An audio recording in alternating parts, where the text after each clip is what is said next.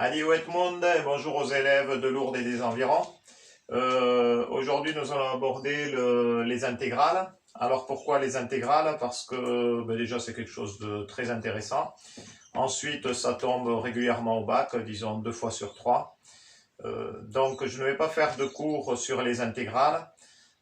Je vais essayer d'être très pragmatique en fait, de partir directement sur l'essentiel. Au niveau de la compétence communication, en mathématiques, vous avez au niveau du bac, ça reste de la compétence communication écrite.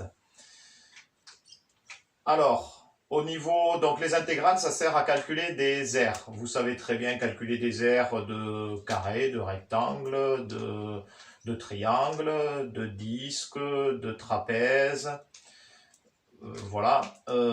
Mais si je vous demande de calculer l'aire sous une courbe, là, ça sera un peu plus difficile. Par exemple, j'ai la fonction f de x qui est représentée ici, là, dans ce repère orthonormé, et je vous demande de me calculer l'aire sous sa courbe entre l'axe des abscisses et dessous la courbe, entre la borne de droite x égale b et la borne de gauche x égale 1, ça sera beaucoup plus compliqué. Et bien c'est pour ça qu'existent donc les intégrales. Donc l'intégrale, elle est sous cette forme-là, c'est un genre de S allongé, donc ça veut dire que c'est entre les bornes A et B, de la fonction f de x dx. Dx pourquoi? Parce que c'est la variable x. Donc c'est égal à la primitive de f, la primitive est marquée avec un grand F, comme ça, entre les bornes A et B. Je vais vous dire tout à l'heure qu'est-ce qu'une primitive. Et donc c'est égal à f de B, celui qui est au-dessus, moins f de A.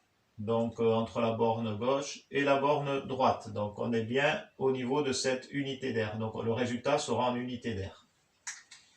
Donc voilà la formule. Donc maintenant, qu'est-ce que la primitive? Donc la primitive, c'est tout simplement la primitive de la fonction f.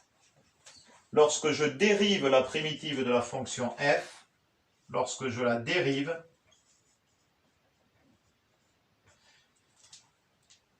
de la fonction grand f, je veux dire, eh bien j'obtiens f de x. J'obtiens la fonction. Si je dérive la fonction, j'obtiens donc sa dérivée. f' de x. Donc pour savoir si, pour connaître en fait, là est la principale difficulté, pourquoi il faut arriver à déterminer la primitive de la fonction. Et pour savoir, c'est pas en fait, je dirais pas la primitive de la fonction, je dirais une primitive de la fonction, parce qu'en fait la fonction elle a une infinité de primitives, puisqu'on peut y rajouter une infinité de constantes, puisque si je dérive une constante, la constante égale à 0. Donc pour savoir, il faut arriver à dériver. Donc si je dérive grand f de x, eh bien j'obtiens f de x. Donc au niveau des sujets du bac à lauréat, des fois il y a des primitives qui sont difficiles à trouver, et en fait ils vont vous aider dans les exercices à les trouver. Tout simplement ils vont vous donner une fonction, et ils vont vous dire, la question elle sera, est-ce que cette fonction est une primitive de, par exemple, de l'autre fonction? C'est-à-dire par exemple, j'aurais dit, ils vont vous donner la fonction h de x, et ils vont vous dire, est-ce que h de x est la primitive de la fonction g de x, par exemple. Donc, qu'est-ce que vous aurez à faire? Eh bien, il faudra dériver h de x, et si en dérivant h de x, vous retrouvez g de x, eh bien, vous pourrez dire que effectivement h de x était bel et bien la primitive de g de x. Voilà. Donc, qu'est-ce que je voulais vous dire?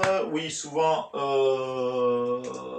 dans un premier temps, on vous fera calculer l'aire sous la courbe avec la méthode des rectangles et la méthode des trapèzes, mais très rapidement, on passera à la méthode experte telle qu'on la voit actuellement. Je prends l'exemple de la fonction carré. Et vous allez très vite comprendre avec un exemple simple que vous avez vu, la fonction carré que vous avez vu en seconde et qu'on voit régulièrement. Donc la fonction carré.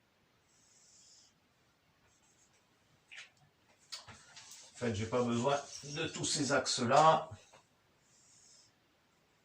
Voilà. Donc la fonction carré, elle est de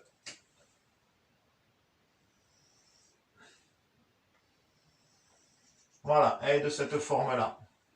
Y égale x au carré. Et je vous demande maintenant de me calculer l'aire sous la courbe entre 0 et 1. Donc entre 0 et 1. Donc du coup, vous allez tracer la droite. Vous allez tracer la droite x égale 1. Et en fait, nous, ce qu'on veut savoir, c'est que vaut l'aire compris entre l'axe des abscisses borne droite 1 et borne gauche 0 et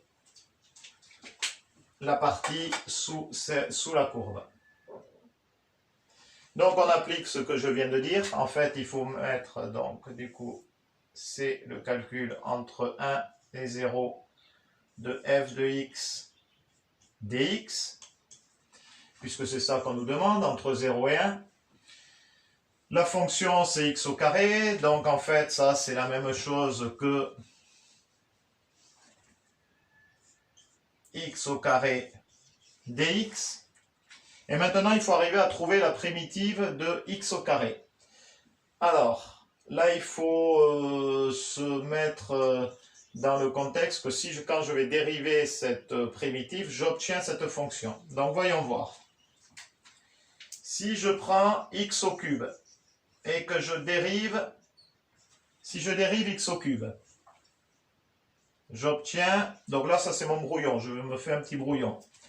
J'obtiens donc 3x au carré. Donc le 3, il passe devant. Et au niveau de l'exposant, on enlève 1. 3x au carré. Ok, le problème, c'est que j'ai ce 3 là. Et ici, il n'y a rien.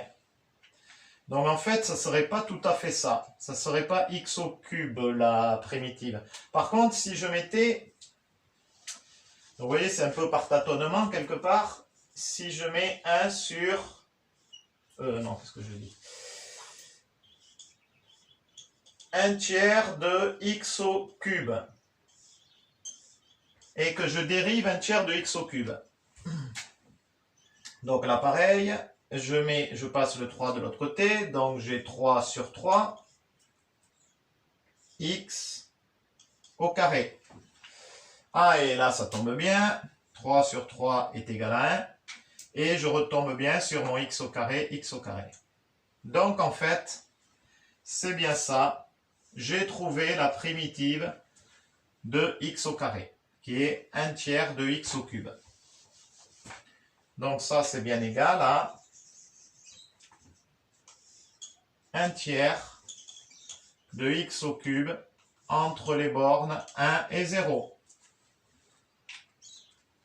Et donc, du coup, j'applique la formule de tout à l'heure. Du coup, c'est égal à 1 tiers. Je prends fois 1 au cube moins 1 tiers fois 0 au cube, si vous voulez. On n'est pas obligé de l'écrire comme ça. On peut écrire directement le résultat, mais c'est juste pour bien vous faire comprendre la relation avec la formule de tout à l'heure. Donc, fois 0, c'est égal à 0. 1 au cube, c'est 1. Donc, le résultat est bien 1 tiers en unité d'air.